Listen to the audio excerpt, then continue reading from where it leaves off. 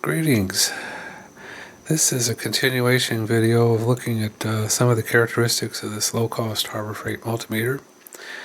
In this video I think we'll take a look at burden voltage.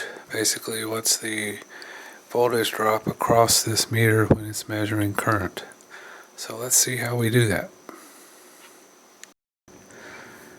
Our test circuit will just consist of a 9-volt battery.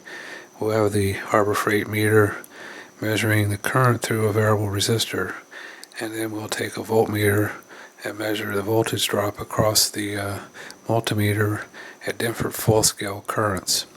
So let's see what that looks like. And here's our test circuit.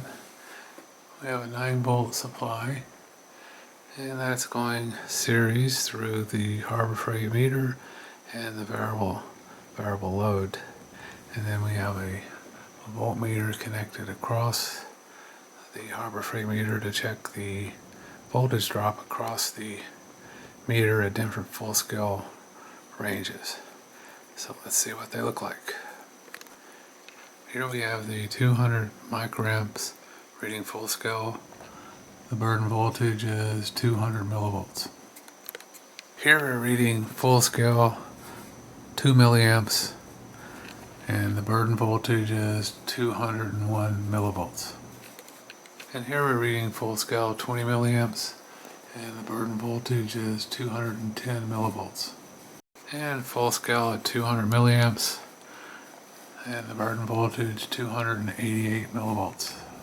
To summarize the burden voltage for my little inexpensive meter, on the low current scales, full scale measurement, the burden voltage was approximately 200 millivolts.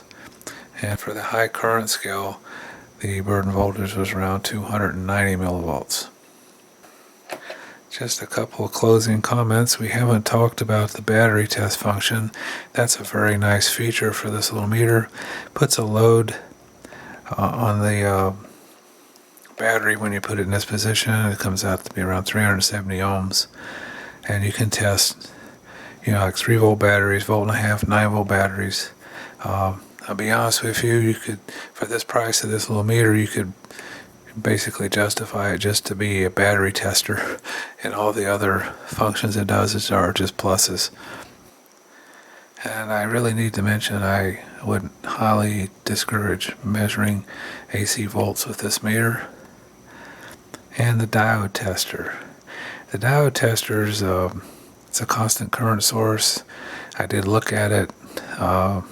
It's like 1 milliamp constant current source. And so you can check signal diodes, power diodes.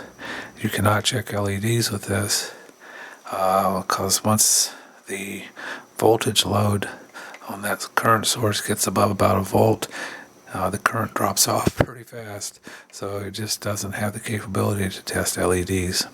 That's all I'm going to look at on this little meter. I hope you enjoyed these videos, and I wish you the very best. See you.